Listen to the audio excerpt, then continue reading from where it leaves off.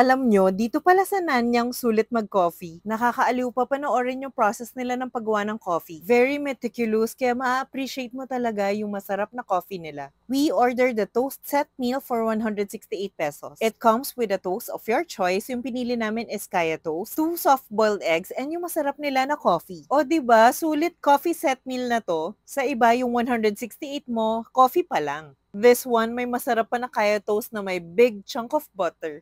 Sulit sa amin to kasi yung son ko super hilig sa soft-boiled eggs. Their coffee is so good too. Masarap yung lasa ng beans and matapang.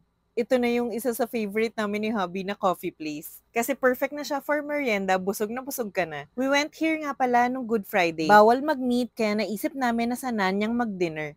My family ordered the prawn laksa soup.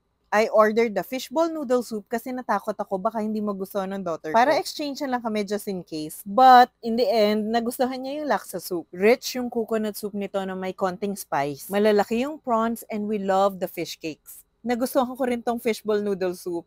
Mahilig kasi ako sa mga Singaporean fish balls and fish cake. Tama lang yung saltiness ng soup, very comforting. And I love the egg noodles. Yung sa prawn laksa soup kasi, rice noodles yung kasama, which I like din. But my kids prefer the egg noodles, kaya nanghingi sila sa akin. Wow, look at this big cone of butter. My family loves Nanyang. Kayo ba, nasubukan nyo na ba to?